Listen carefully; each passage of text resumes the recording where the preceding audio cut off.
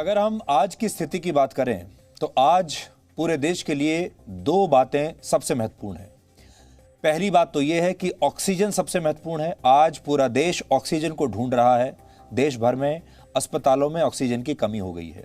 और दूसरी बड़ी बात यह है कि सही जानकारी की भी कमी हो गई है। तो आज देश को ऑक्सीजन चाहिए और सही जानकारी चाहिए, और ये हम आपको आज डीएनए के जरिए देने की कोशिश करेंगे, क्योंकि सही जानकारी इस समय बहुत ही महत्वपूर्ण है। आज हम डीएनए में सबसे पहले देश में ऑक्सीजन की कमी का सही विश्लेषण करेंगे और आपको बताएंगे कि भारत में ऑक्सीजन का इतना बड़ा संकट कैसे खड़ा हो गया और क्यों देश में ऑक्सीजन का पर्याप्त उत्पादन होने के बावजूद ये ऑक्सीजन अस्पतालों तक पहुंच नहीं पा रही। मतलब ये ऑक्सीजन प्लांट्स में तो बन रही है लेकिन अस्पतालों तक नहीं पहुंच रही, मरीजों तक नहीं पहुंच रही। कहां पर अटकी हुई है ये? लेकिन सबसे पहले आपको आज के 3 बड़े और जरूरी अपडेट्स बताते हैं।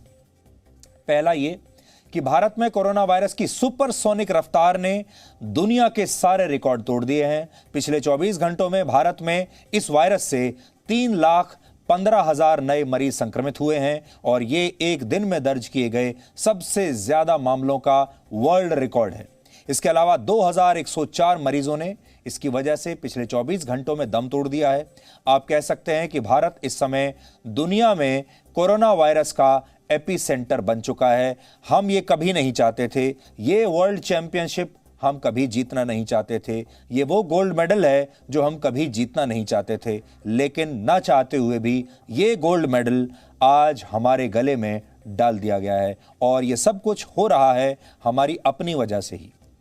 इससे पहले इसी साल जनवरी के महीने में अमेरिका में एक दिन में 2,97,000 नए केस दर्ज किए गए थे। उन्होंने भी 3 लाख का आंकड़ा नहीं छुआ था, लेकिन इस आंकड़े को छूने के बाद से ही अमेरिका में नए मामलों की संख्या कम होती चली गई और अब यह 70,000 से भी कम है। जबकि भारत में मामले पिछले 1.5 महीनों में 10,000 से सीधे 3 लाख के पार पहुंच गए हैं और इससे आप इस संकट की गंभीरता को समझ सकते हैं। दूसरा अपडेट यह है, मरीजों की संख्या बढ़ने के साथ ही देश में ऑक्सीजन की कमी का संकट बहुत गहरा हो गया है, जिस पर आज दिल्ली हाईकोर्ट में सुनवाई हुई। इस सुनवाई के दौरान हाईकोर्ट ने 2 बड़ी बातें कही हैं। पहली, अगर हाईकोर्ट के आदेशों की अवहेलना हुई और ऑक्सीजन की कमी की वजह से किसी की भी मौत हुई तो इसे अपराध माना जाएगा। दूसरी बात यह कि केंद्र सरकार को ऑक्सीजन की कमी पूरी करनी ही होगी। राज्य सरकारों को ऑक्सीजन की जमाखोरी करने वालों पर कार्रवाई करनी होगी और ऑक्सीजन सप्लाई करने के नए तरीके तलाशे जाएं। हाईकोर्ट ने यह भी टिप्पणी की है कि हमें पता है कि यह देश इस समय भगवान चला रहे हैं, और आप समझ लीजिए कि हाईकोर्ट ने यह कह दिया एक तरीके से कि अभी देश राम भरोसे चल रहा है। हालांकि सुनवाई के दौरान केंद्र सरकार ने दिल्ली की सरकार पर ऑक्सीजन की कमी को सनसनीखेज बनाने का आरोप लगाया और कहा कि दिल्ली सरकार ऐसा करके लोगों के बीच डर का माहौल भी बना रही है।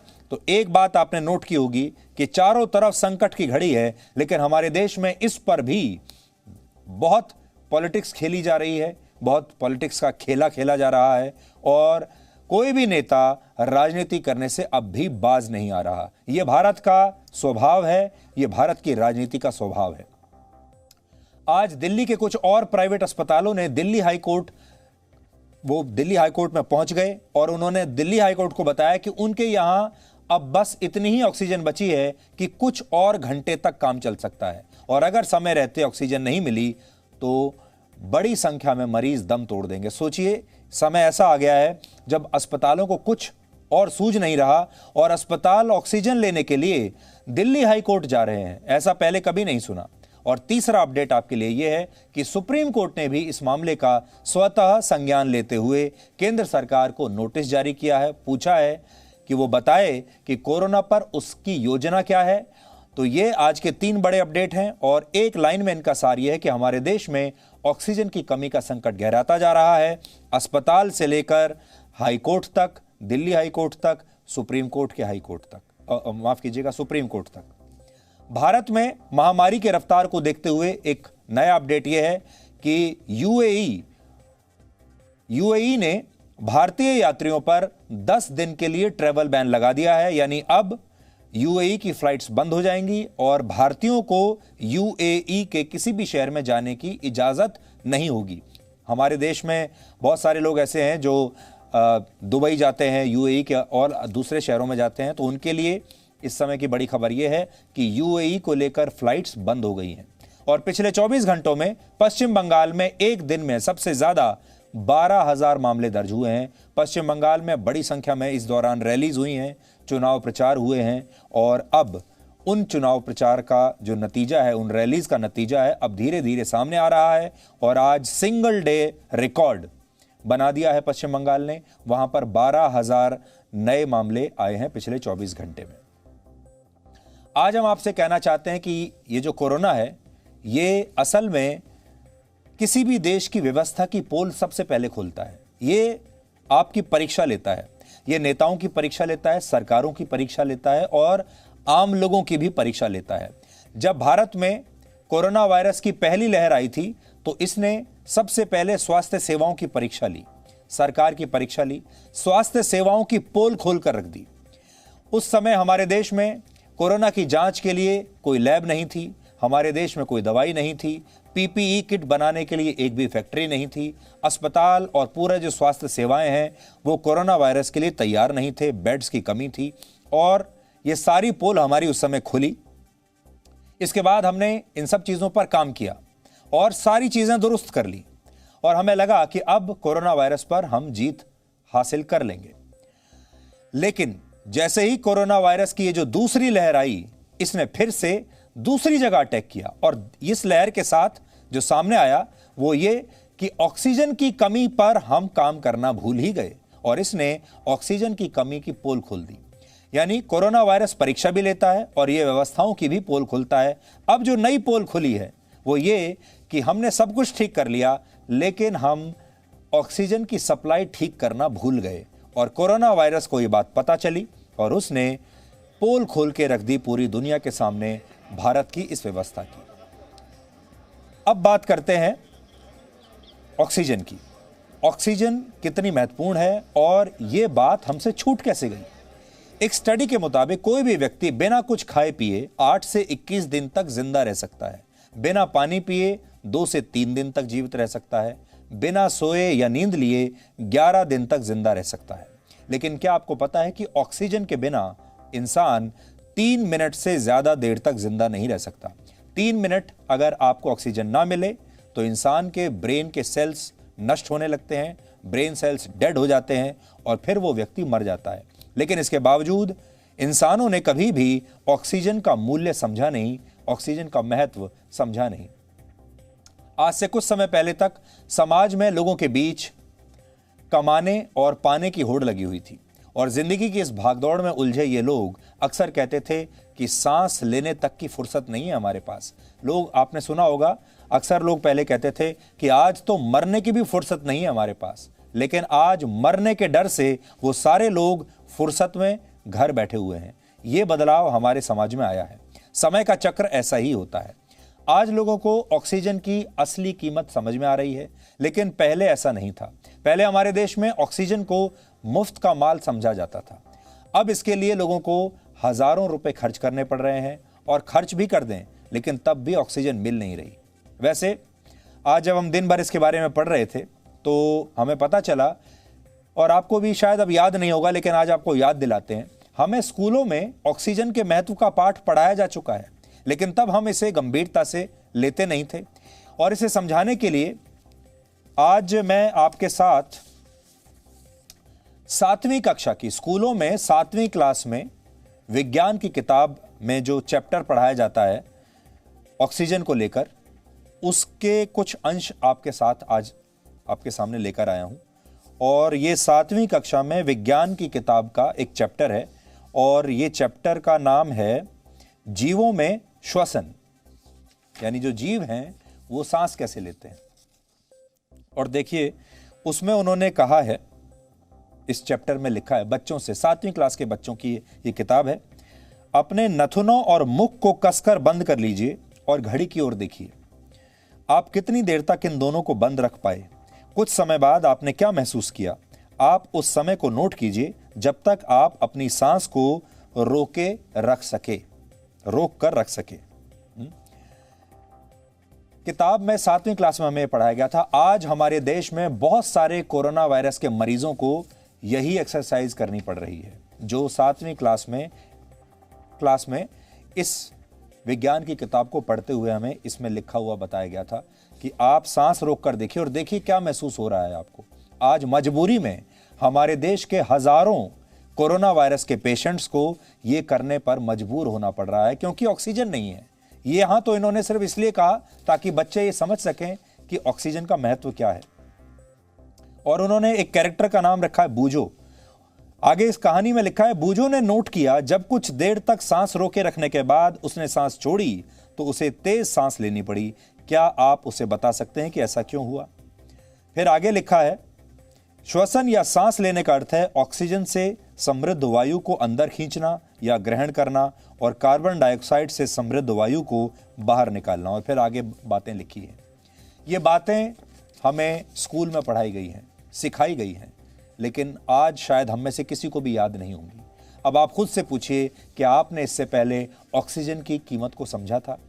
इस समय कोरोना वायरस से संक्रमित मरीजों की जान बचाने के लिए यही ऑक्सीजन सबसे ज्यादा जरूरी है और इसके लिए देश के कई शहरों में लंबी लंबी कतार लगी हुई है। एक दिन हमने आपको कतार के ऊपर पूरा प्रोग्राम करके बताया था कि कैसे हमारे डीएनए में कतार में खड़ा होना शामिल है। कतार में लगना, ये कतार भारत के डीएनए में है और बात बात पर हमारे यहाँ कतार लगती है। और उस दिन हमने आपको कहा था कि अब तो मरने के लिए भी, मृत्यु की भी कतार लगी हुई है। आज देखिए, ये ऑक्सीजन की कतार है और ऑक्सीजन की इस कतार में पूरा देश लगा हुआ है, खड़ा हुआ है पूरा देश। ये तस्वीर आपको आज सब कुछ बता रही है। ऑक्सीजन को लेने के लिए ये इतनी लंबी लाइन है और लोग अपना अपना ऑक्सीजन का सिलेंडर लेकर खड़े हुए हैं। ये दिल्ली के मायापुरी की तस्वीर है, देश की राजधानी। बाकी के शहरों में क्या हो रहा होगा आप अंदाजा लगा सकते हैं। अब आप सोचिए, जो आज आप तस्वीर देख रहे हैं ये वाली, आपने इससे पहले लोगों की तस्वीरें देखी होंगी ऐसी ही पानी लेने के लिए, जब लोग अपने बर्तन या बाल्टियां लेकर इसी तरह लाइन में लगते थे। फर्क ये है, कुछ समय पहले तक पानी भरने के लिए, पानी लेने के लिए बाल्टियां लेकर ये लाइन लगती थी। लोग तब बाल्टियां रख देते थे लाइन में। आज ऑक्सीजन के सिलेंडर रखे जा रहे हैं और ये जो तस्वीरें हैं देश ने पहली बार देखी हैं। हमने लाइनें तो बहुत देखी हैं, ट्रेन की लाइन देखी है, बस की लाइन देखी है, हमने दूध की लाइन देखी है, हमने पानी की लाइन देखी है, हमने राशन की लाइन देखी है, हमने आखिर में आते आते मृत्यु की भी लाइन देख ली, हमने शमशान घाट की भी लाइन देख ली, कब्रिस्तान की कतार भी हमने देख ली। लेकिन आज ये नई तरह की कतार देश को देखने को मिली है। और ऑक्सीजन की बढ़ती मांग को देखते हुए केंद्र सरकार ने दिल्ली समेत 8 राज्यों का ऑक्सीजन का कोटा बढ़ा दिया है। ये भी अब कोटे में मिल रही है और दिल्ली, हरियाणा, महाराष्ट्र, मध्य प्रदेश, उत्तर प्रदेश, पंजाब, उत्तराखंड और आंध्र प्रदेश का जो कोटा है ऑक्सीजन का, उसे बढ़ा दिया गया है। इसलिए अगर आप इन राज्यों में रहते हैं तो आपको ये बात पता होनी चाहिए कि इन राज्यों का कोटा अब केंद्र सरकार द्वारा बढ़ा दिया गया है। इन राज्यों को पहले से ज्यादा अब ऑक्सीजन दी जाएगी। केंद्र सरकार ने देश में ऑक्सीजन का उत्पादन बढ़ाने पर काम करना शुरू कर दिया है और अलग अलग राज्यों में ऑक्सीजन की सप्लाई के लिए रेल मंत्रालय ने ऑक्सीजन एक्सप्रेस सेवा भी शुरू की है, जिसके तहत भारतीय रेल ट्रेनों से ऑक्सीजन के टैंकर्स को अलग अलग राज्यों में भेज रहा है। यानी ये जो टैंकर हैं ये ट्रेन में लाद कर इन्हें भेजा जा रहा है। आज लखनऊ से बोकारो के लिए ऑक्सीजन एक्सप्रेस भेजी गई, जिसमें लिक्विड ऑक्सीजन को लोड करके लखनऊ लाया जाएगा, जिससे उत्तर प्रदेश में ऑक्सीजन की कमी थोड़ी कम होगी और मध्य प्रदेश भी अब इस तरह की ट्रेनें मध्य प्रदेश में भी भेजी जाएंगी। केंद्रीय स्वास्थ्य मंत्रालय ने भी यह जानकारी दी है कि इस समय देश में प्रतिदिन 7,500 मीट्रिक टन ऑक्सीजन का उत्पादन हो रहा है। तो इसे आप समझिए 7,500 मीट्रिक टन, जिसमें से 6,600 मीट्रिक टन राज्यों को भेजी जा रही है। समझने वाली बात यह है यहां कि देश में ऑक्सीजन की कमी नहीं है। ऑक्सीजन का उत्पादन अब भी, आज भी खपत से ज्यादा हो रहा है। यानी हमारे यहां ऑक्सीजन का उत्पादन आज भी ज्यादा है, खपत कम है, लेकिन परेशानी ऑक्सीजन की सप्लाई में आ रही है। इसलिए अब हम आपको सरल भाषा में यह समझाएंगे कि आखिर भारत में ऑक्सीजन का यह संकट खड़ा कैसे हुआ। जब हमारे यहां ऑक्सीजन बन रही है पर्याप्त मात्रा में, तो भी अस्पताल तक क्यों नहीं पहुंच रही। और इसे समझने के लिए सबसे पहले यह जानिए कि हमारे देश में ऑक्सीजन का इस्तेमाल सिर्फ अस्पतालों में मरीजों की जान बचाने के लिए नहीं होता, बल्कि लोहे, स्टील और पेट्रोलियम जैसे तमाम औद्योगिक क्षेत्रों में भी ऑक्सीजन का इस्तेमाल होता है। ये इंडस्ट्रियल ऑक्सीजन होती है और बड़ी बड़ी कंपनियां इसका उत्पादन करती हैं। वर्ष 2020 की एक रिपोर्ट के मुताबिक ऑक्सीजन की उत्पादन क्षमता के मामले में जो 5 राज्य पूरे भारत में सबसे ऊपर हैं, उनमें पहले स्थान पर है महाराष्ट्र। महाराष्ट्र में प्रतिदिन 991 मीट्रिक टन ऑक्सीजन का उत्पादन होता है। फिर दूसरे नंबर पर गुजरात, फिर झारखंड, ओडिशा और केरल के नाम इसमें आते हैं। ये वो 5 राज्य हैं जहां पर सबसे ज्यादा ऑक्सीजन का उत्पादन होता है और इन 5 राज्यों में ही अकेले ऑक्सीजन के कुल 17 बड़े प्लांट्स हैं। 5 राज्यों में 17 बड़े प्लांट्स, जबकि जो बाकी का भारत है, यानी बाकी राज्यों में कुल मिलाकर सिर्फ 20 प्लांट्स हैं। पूरे भारत में 20 प्लांट्स हैं और इन 5 राज्यों में अकेले 17 प्लांट हैं। और देश की राजधानी दिल्ली में ऑक्सीजन का एक भी प्लांट नहीं है। यानी पूरा संकट यहीं से शुरू होता है। वो ऐसे कि देश के ज्यादातर राज्य इन टॉप 5 राज्यों पर ऑक्सीजन के लिए निर्भर हैं, लेकिन समस्या यह है कि इन राज्यों में ऑक्सीजन की मांग बढ़ गई है, यहां खुद भी, और इससे ऑक्सीजन सप्लाई की पूरी प्रक्रिया बाधित हो गई है। सरल शब्दों में कहें तो भारत में ऑक्सीजन तो है, लेकिन उसकी सप्लाई का काम बहुत मुश्किल है। ऑक्सीजन तो बना ली, लेकिन सप्लाई नहीं कर पा रहे। अब इस चित्र के जरिए इसे समझिए। ऑक्सीजन का उत्पादन होने के बाद इसे कैप्सूल के आकार के टैंकरों में भरकर अस्पताल में पहुंचाया जाता है। आपने इस तरह के टैंकर्स देखे भी होंगे। इस तरह के टैंकर्स को क्रायोजेनिक टैंकर्स कहा जाता है। यानी जो बड़े बड़े प्लांट्स होते हैं, वहां से ऑक्सीजन इन खास तरह के टैंकर्स में भरकर डिस्ट्रीब्यूटर तक भिजवाई जाती है और इसके बाद डिस्ट्रीब्यूटर, जो लोकल डिस्ट्रीब्यूटर होता है, वो ऑक्सीजन को जंबो और ड्यूरो सिलेंडर्स में भरता है और फिर ये सिलेंडर्स मरीजों और अस्पतालों तक पहुंचते हैं। अब चुनौती यह है कि भारत में क्रायोजेनिक टैंकर्स की संख्या बहुत कम है। यह संख्या इतनी नहीं है कि यह 24 घंटे और 7 दिन चल सकें। इसलिए अभी इन टैंकर्स के जरिए ऑक्सीजन प्लांट से अस्पतालों तक पहुंचने में 3 से 4 दिन का समय लग रहा है और यही सबसे बड़ा लूप होल है। और इसी लूप होल को कोरोना वायरस ने पकड़ लिया है, क्योंकि हमने बाकी चीजें तो कर ली, ये फिक्स करना भूल गए। कुल मिलाकर कहें तो एक ट्रक अगर आज किसी प्लांट से ऑक्सीजन लेकर निकलता है तो वो ऑक्सीजन अस्पताल तक 28 से 30 अप्रैल तक पहुंचेगी। यानी जब तक ऑक्सीजन की सप्लाई होगी, अस्पतालों में ऑक्सीजन का भयानक संकट खड़ा हो चुका होगा और यही इस समय हो रहा है, क्योंकि 3 से 4 दिन का समय लग रहा है अस्पताल तक इस ऑक्सीजन को पहुंचाने में। इस काम में एक और बड़ी चुनौती यह है कि जो छोटे सप्लायर्स हैं, उनके पास ऑक्सीजन देने के लिए ज्यादा जंबो और ड्यूरा सिलेंडर्स भी नहीं है और यही वजह है कि ऑक्सीजन देने वाली इन छोटी छोटी इकाइयों पर अचानक से बहुत दबाव आ गया है और यहां पर भी लाइनें लगी हुई हैं, लंबी लंबी कतार लगी हुई हैं, क्योंकि इस तरह की क्राइसिस के लिए हमारा पूरा सिस्टम तैयार ही नहीं था। हमने ये सोचा ही नहीं था कि इस तरह का क्राइसिस हमारे सामने आएगा। इसलिए ना तो हमने ऐसे क्रायोजेनिक ट्रक तैयार किए, ना ही हमने ऑक्सीजन की सप्लाई चेन को दुरुस्त किया और ना ही लोकल लेवल पर डिस्ट्रीब्यूटर इसके लिए तैयार थे। अब आप सोच रहे होंगे कि अगर ऑक्सीजन की समस्या इतनी ज्यादा है तो सरकार मौजूदा प्लांट्स का विस्तार क्यों नहीं कर रही और नए प्लांट्स क्यों नहीं लगा रही। तो इसका जवाब यह है कि ऐसा करना अचानक इतनी जल्दी संभव नहीं है। अभी जो कंपनियां ऑक्सीजन का उत्पादन कर रही हैं, प्राइवेट कंपनियां, उनके लिए चुनौती यही है कि वो मौजूदा उत्पादन को ही और बढ़ा सकें। रातों रात नए प्लांट्स लगाकर इस संकट का हल नहीं किया जा सकता।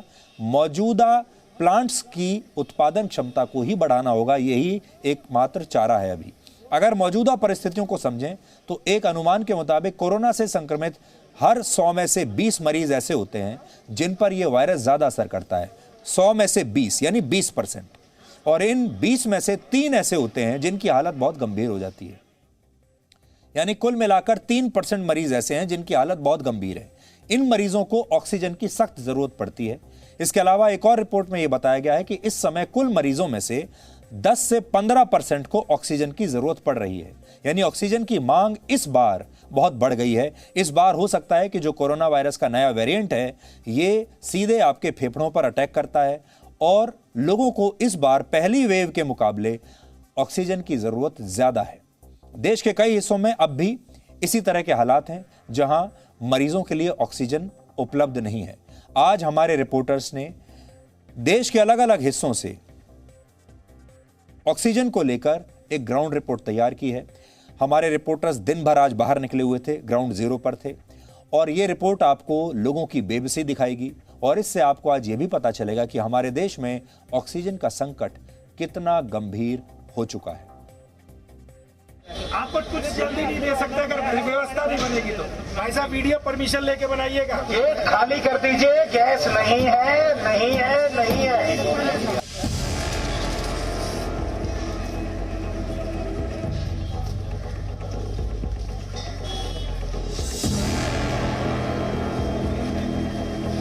एक चीज बता दो, एक चीज, bed, hospital, plasma, gas, oxygen नहीं है सरकार पास। 1 साल हो गया, मजाक बना के रखा है आप लोगों ने। जिनको अस्पतालों की अव्यवस्थाओं ने मारा उनको अब किसी की संवेदना नहीं चाहिए, क्योंकि जिसके लिए वो गिड़गिड़ाते रह गए वो अब चला गया है। वो लोग जिनके अपने अभी तक किसी अस्पताल में या घरों में सांसों के लिए तड़प रहे हैं, उनका दर्द बढ़कर अब गुस्से में बदल रहा है। दवाई के लिए चक्कर कटवा, फिर उसके बाद ये करें कि प्लाज्मा लेके आओ, प्लाज्मा। एक चीज बता दो, एक चीज, बेड, हॉस्पिटल, प्लाज्मा, गैस। अब ये यही करते रहेंगे कि हमारा क्या ये काम है क्या? हम लोग क्या चाहते हैं कि हमारा मरीज ठीक हो जाए? हम तो डॉक्टर के सहारे पे चल रहे हैं, मजाक बना के रखा हुआ। न्यूज आती है फलाने का फलाना मर गया, फलाने का फलाना मर गया।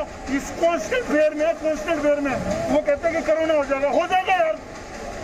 अरे कम से कम सुविधा मुहैया करा दो आप लोग। कोरोना ही होगा ना, क्या हो गया? कम से कम बेसिक नीड, ये बेसिक नीड है। ऑक्सीजन नहीं है, ऑक्सीजन दूसरी क्लास में पढ़ाया जाता है ऑक्सीजन क्या चीज होती है। ऑक्सीजन नहीं है सरकार पास। 1 साल हो गया, मजाक बना के रखा है आप लोगों ने। ये गुस्सा किसी एक व्यक्ति का नहीं है, ये देश के हर उस व्यक्ति के अंदर का गुबार है जिनके परिवार वालों को अस्पताल में इलाज नहीं मिल पा रहा। ये देख के ऐसा लग रहा है कि बिल्कुल सरकार ने बिल्कुल छोड़ दिया हुआ है कि जो जैसे मर रहा है मरते रहे। उन्होंने सिर्फ 5 आदमी घुसेड़े हैं, बाकी प्राइवेट वालों को ये दे रहे हैं और हम लोगों को हम यहाँ बेवकूफ़ की तरह खड़े हुए हैं। मॉडल टाउन से आ रहा हूँ मैं। क्या स्थिति है? 4 जने हैं, चारों को ऑक्सीजन चाहिए। सिलेंडर ये खाली हो चुका है। कितनी देर चला ये 6 घंटे चला लगभग। 6 घंटे चला। हाँ जी। यहाँ के बारे में फिर आपको पता चला? हाँ। कुछ उम्मीद है नंबर आ जाएगा? हाँ उम्मीद है नंबर आएगा। ऑक्सीजन तो अभी वैसे ही है, क्या करें? तो आप ऑक्सीजन ही नहीं मिल रहा है, कुछ भी नहीं मिल रहा हमें। रात से ही सारे हॉस्पिटल ट्राई कर लिए। ये दिल्ली के मायापुरी का एक ऑक्सीजन प्लांट है। ये भीड़ देखिए, हालात हम आपको अपने संवाददाता की जुबानी सुनवाते हैं। दिल्ली में जहां एक तरफ हर तरफ से ऑक्सीजन का हाहाकार मचा हुआ है, ऐसे में हम दिल्ली के मायापुरी इंडस्ट्रियल एरिया के एक ऐसे ऑक्सीजन प्लांट में पहुंचे हैं जहां का एक मैसेज वायरल होने के बाद जिस किसी को देखिए वो उम्मीद के साथ यहां पर पहुंच रहा है। सबसे पहले आपको यहां की तस्वीर दिखा देते हैं। यहां पर सिलेंडर्स का अंबार लगा हुआ है। यहां पर पुलिस जो है वो भी सिक्योरिटी कर रही है और भीड़ को मैनेज करने की कोशिश कर रही है। पुलिस के अधिकारी यहां पर मौजूद हैं। सिलेंडर लेने के लिए लगी हुई इस कतार की लंबाई देखकर आप समझ सकते हैं कि अस्पतालों की स्थिति क्या है। अपने मरीज के लिए परिवार वाले खुद ही सिलेंडर रिफिल करवाने प्लांट पर पहुंच गए हैं। परिवार वाले ही नहीं, कुछ अस्पताल के कर्मचारी भी यहां सिलेंडर भरवाने के लिए कतार में लगे हैं। ये हॉस्पिटल तिलक नगर के पास में मेन रोड पे है, तो वहाँ से कॉल आया था कि ऑक्सीजन का बैकअप हमारे पास कम है, तो आप अरेंजमेंट कीजिए। तो मैं सुबह ही पहले यहाँ आया था। सुबह सबसे पहले तो यहाँ कोई भी नहीं था, मतलब 2-4 लोग इक्का दुक्का खड़े थे। तो मैंने पूछा तो सिलेंडर, उन्होंने कहा कि सिलेंडर आपको अपना लाना पड़ेगा। तो मैं हॉस्पिटल गया, वहाँ से सिलेंडर लेके आया। तब तक काफ़ी भीड़ हो चुकी थी। तो फिर मैंने यहाँ पे देखा कि व्यवस्था नहीं थी सुबह कोई भी। हम आपके सामने ही हालात, तो डेली ये भीड़ बढ़ती जा रही है। मतलब it started with 2 or 3 people और अब तो पता नहीं किसने वायरल कर दिया, क्या किया है। थोड़ा सा अनमैनेजेबल हो रहा है, but we are trying to accommodate everything. अब हम आपको लेकर चलते हैं दिल्ली के ही मुंडका में, जहां उद्योग विहार के ऑक्सीजन रिफिलिंग प्लांट में लोग 12 घंटे से ऑक्सीजन की तलाश में खड़े हुए हैं। गाड़ियां, एम्बुलेंस सब पहुंच रही हैं, सिर्फ ऑक्सीजन की सप्लाई जल्द से जल्द हर जगह हो पाए। आप देखिए कि यहाँ पर पुलिस के ऑफिशियल्स आपको नजर आएंगे, हॉस्पिटल से आई हुई एम्बुलेंसेज, वो टेम्पो में भरे हुए ऑक्सीजन सिलेंडर भी आपको नजर आ जाएंगे, जो कि लगातार उतर रहे हैं, रिफिल हो रहे हैं, वापस जा रहे हैं, और गाड़ियां लगातार यहाँ पर कतार में लगती जा रही हैं। हॉस्पिटल के ऑफिशियल्स यहाँ पर पहुंचे हैं। हालांकि जो कतार है वो बेहद लंबी लग चुकी है। लगातार कोशिशें चल रही हैं कि वो ऑक्सीजन की सप्लाई को, यानी कि वो ऑक्सीजन सिलेंडर जल्द से जल्द भरे जा सके, लेकिन अभी भी 3-3 घंटे का इंतजार जो करना पड़ रहा है। हालात ये हो गए हैं कि अस्पताल का स्टाफ यहाँ ऑक्सीजन सिलेंडर भरवाने पहुंचा है और सिलेंडर के लिए लोगों का गुस्सा प्लांट के कर्मचारियों पर फूट रहा है। हॉस्पिटल से ऑफिशियल्स हैं, जहाँ सिर्फ आधे घंटे की ऑक्सीजन बची है इनके हिसाब से, और यहाँ पर वही कोशिश हो रही है कि जल्द से जल्द भरा जाए। इस पूरी अव्यवस्था के बीच असली जंग वो लड़ रहे हैं जिनके मरीजों को अस्पताल में बेड नहीं मिला। मजबूरी में वो घर में इलाज कर रहे हैं, सिलेंडर को कंधों पर लादकर यहाँ वहाँ भटक रहे हैं। बहुत क्रिटिकल कंडीशन चल रही है अभी इस समय, तो बहुत परेशान है। अभी भी 20 सिलेंडर लेके आए हो, तो उन्होंने 7 सिलेंडर देने की भी बात कही है। कब से इंतजार कर रहे हैं आप? कितनी देर हो गई? तकरीबन 3 से 4 घंटे तो हो गए। 3-4 घंटे हो गए। सांस लेने में बहुत दिक्कत हो रही है अभी। एक सिलेंडर है, एक नहीं भरेंगे लोग। क्या कह रहे हैं आपको? कह रहे हैं एक नहीं भरेंगे। नहीं भरेंगे एक? कहाँ से क्या हुआ आपके भाई को? क्या है? वही कोरोना हुआ है, सांस लेने में दिक्कत आ रही है। घर पे एडमिट है? घर पे क्वारंटीन है। अब मैंने मजबूरी बताई है कि भाई मेरा क्वारंटीन है, उसका गैस बिल्कुल खत्म है, सांसें अटक रही है। मेरे लोग रिश्तेदार था, उसने फ़ोन किया था अपने को, कोई प्लांट है ऑक्सीजन गैस का, उन्होंने मेरे को फ़ोन किया था, बोले वहाँ से पता कर लेना। मगर ठीक है, मेरा नाम नहीं था। वरना बहुत मुश्किल हो रही है। आपने अलग जगह पता किया, क्या हुआ था? कहाँ पता करना पड़ रहा है? धक्के खाने पड़ रहे हैं? मायापुरी गया मैं, मायापुरी बोले 6-8 घंटे पहले काम नहीं होगा तुम्हारा, या 10 घंटे पहले काम नहीं हुआ। ये हाल था मायापुरी में। कोई भी मतलब नहीं करता। तो देखिए अब पब्लिक सारी है परेशान, इसलिए पब्लिक परेशान हो रही है सर। ये जितने खड़े बेचारे, इनको 100 थोड़ी खड़े होने का, आप बताओ। एक सिलेंडर चाहिए, पेशेंट की सांस रोकी, घर में क्वारंटीन है। घर में क्वारंटीन किया था? कहाँ पर? यही रानी खेड़ा में। क्या कह रहे हैं अब आपको? एक सिलेंडर चाहिए मेरे को, और मैं गाड़ी में डाल के लाया, मेरा सिलेंडर भर जाए तो मेरे मतलब ये पेशेंट की जान बच जाएगी। लोगों की मजबूरी देखिए कि ऑक्सीजन सिलेंडर की अफवाह को सच मानकर भी वो जहां तहां भटक रहे हैं। इस मुश्किल वक्त में लोगों के पास अलग अलग जगह से सूचनाएं आ रही हैं कि यहाँ पर ऑक्सीजन आपको मिल सकती है, यहाँ पर आपको दवाई मिल सकती है, लेकिन आखिर उनकी हकीकत क्या है? एक ऐसी जगह में शकरपुर में हम मौजूद हैं जिसके बारे में लोगों को ये बताया जा रहा है कि यहाँ पर आपको ऑक्सीजन मिल सकती है, लेकिन आप ये देखिए, ये जो जगह है भगवती सर्जिकल, ये बंद है। और जब हमने आसपास पूछा तो हमें पता चला कि जब इनके पास स्टॉक अवेलेबल होता है ऑक्सीजन का, तब खोला जाता है इस जगह को, और जब स्टॉक खत्म हो जाता है तो बंद कर दिया जाता है। मुझे किसी ने बताया कि यहाँ मिलता है, तो मैंने कहा देखता हूँ जाके, दुकान बंद है। कल से परेशान हूँ, ना कहीं बेड मिल रहा है, ना कहीं जो है कहते हैं कोई ऑक्सीजन की। अच्छा, इस जगह के बारे में आपको कैसे पता चला? कैसे? उसने बताया था कि यहाँ पे भी दुकान है एक, वो यहीं सामने रहते हैं, तो उन्होंने कहा यहाँ एक दुकान है, देख लो जाके। तो इसका पता करने के लिए आए थे, लेकिन गैस नहीं मिली। ऑक्सीजन उपलब्ध करवाने की जिम्मेदारी अस्पताल की है, लेकिन हालात ये हैं कि मरीज के परिवार वालों को ये सब करना पड़ रहा है। अस्पतालों में ऑक्सीजन की उपलब्धता घटती चली जा रही है। मतलब कितनी कैपेसिटी है आपके यहाँ ऑक्सीजन की, और कितनी अभी बची हुई है? हमारे पास सब 3 घंटे के करीब सप्लाई बची है, और वो भी इस हिसाब से कि दिन में कम से कम 4 दफ़ा हम रिप्लेनिशमेंट ले रहे हैं। 24 घंटे की सप्लाई तो कभी पूरी होती ही नहीं है, 3-3, 4-4 घंटे की होगी। रिक्वायरमेंट जो हमारी पहले थी उससे अब 10-12 गुना ज़्यादा हो गई है। पटना में हालात ये हैं कि प्रशासन ने ऑक्सीजन प्लांट पर व्यवस्था बनाए रखने के लिए अधिकारी नियुक्त कर दिया है। ऐसी भी खबरें आ रही हैं सर कि बहुत लोग पैनिक होकर घरों में भी स्टोरेज कर रहे हैं। जैसे कि सुनने में तो 1-2 आया है, लेकिन उन लोगों को हम कहेंगे कि ये बेवकूफ़ी है। एक सिलेंडर रख के क्या करेंगे? कुछ होने वाला उससे?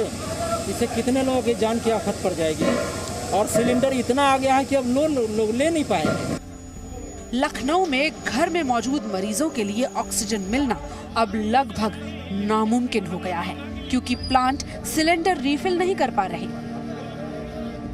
फादर खुद ही डॉक्टर हैं और उनका 60 लेवल पर ऑक्सीजन आ चुका है। और बताइए मैं अब क्या करूंगा इसके लिए? तो सरकारी अस्पताल में भर्ती होनी नहीं, कोई इंतजाम है नहीं, वहाँ मरने के लिए आदमी लेके जाएगा वहाँ पे, जो कि सरकार कह रही है कि मुझ अति आवश्यक वालों को सिलेंडर दिया जाएगा, लेकिन कहाँ दिया जा रहा है? जितने भी नोडल अधिकारियों के नंबर लिखे हैं अभी आप लगाइए, मैं अभी लगा रहा हूँ, सब स्विच ऑफ बता रहे हैं। जो घर में मरीज आइसोलेट है, जिनको वाकई में ऑक्सीजन की जरूरत है, वो क्या करेंगे?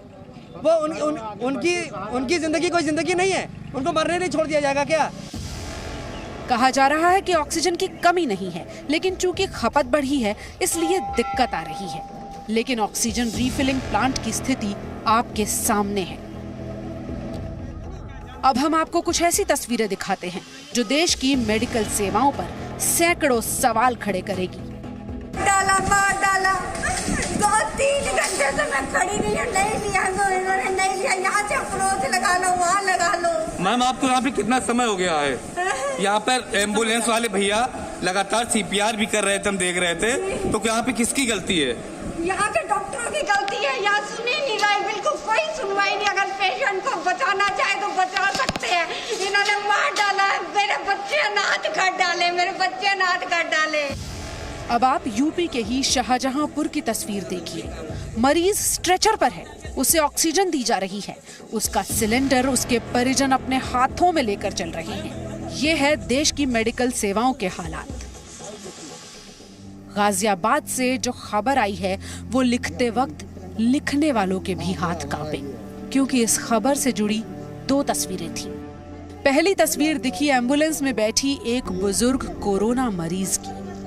दूसरी तस्वीर में दिखा शवों को रखने वाला बॉडी बैग। इसमें उसी बुजुर्ग महिला का शव था। अस्पताल के बाहर देखते ही देखते चंद घंटों में उनकी मौत हो गई। देश में कोरोना संक्रमण के हालात इतने बिगड़े हुए हैं कि अब डॉक्टर्स भी बेबस हैं। What would I do with the oxygen if it is not given in time? What face I will show to God if my patient dies? We as a doctor, we as a hospital, we are supposed to give life. If we cannot give them oxygen even, what is the situation? When patient comes to, patient will die. Patient will die. आप किसी भी अस्पताल को चुन लीजिए जहां corona के मरीज भर्ती किए जाते हों। यकीन मानिए आपको उसके बाहर रोते बिलखते लोग नजर आ जाएंगे। किसी को बेड नहीं मिला होगा और जिसे किस्मत से बेड मिल गया उसे ऑक्सीजन नहीं मिली। डॉक्टर ने ये लिख के दे दिया, कह रहा अपने पेशेंट को उठा और लेके भाग जाए से। ये वो कौन डॉक्टर? ये डॉक्टर यही खड़े फेस के ऊपर, कितने बदतमीजी से बोल रहे हैं जिसकी हद नहीं। कौन है डॉक्टर? ठीक है, ये मीडिया वालों को बात निकाल रहे हैं। इतनी बदतमीजी से बोल रहे हैं। रात को भी बुलाया, रात को आए, फिर सुबह 5:30 बजे आए, 5:30 बजे आए, और अब देखो 9:30 बजे बुलाया, अब अंदर लिटा दिया। उसके बाद कहते अपने पेशेंट को उठाओ लेके चले जाओ। लिख कर दे रहे हैं कि बेड नहीं है। जब और पेशेंट उनको बेड दे सकते हो, क्या हमें बेड नहीं दे सकते? क्या हम फ्री में इलाज करवा रहे हैं? ये सर हम देश के लिए मरते हैं 4 दिन। मध्य प्रदेश के रीवा से ये तस्वीर भी आई जिसमें अपनी पत्नी को अस्पताल में भर्ती करवाने के लिए BSF में रहकर देश की सेवा करने वाले जवान को यहाँ वहाँ भटकना पड़ रहा है। मेरे को वैक्सीन सब लगा, मेरी रिपोर्ट ठीक है सर, मेरी फैमिली को ऐसी स्थिति है। यहाँ पे आया सर, अभी मेरे को कोई बोलता उस गेट पे जाओ, उस गेट पे, मेरे को कोई बता ही नहीं रहा सर। मैं सुबह से लेके बिछिया हॉस्पिटल में था, बिछिया हॉस्पिटल में ट्रीटमेंट के लिए लेके गया तो जांच करवाया, निकलने के बाद कोई पूछ ही नहीं रहा सर। बताइए किस रोड में? यूपी के जौनपुर में अस्पताल के बाहर ही एक मरीज ने दम तोड़ दिया। परिवार उसे देखता रहा, तड़पता रहा। फिर मरीज की मौत हो गई और परिवार रोने लगा। सारा घटनाक्रम अस्पताल के गेट पर हुआ, लेकिन उसे इलाज नहीं मिल पाया।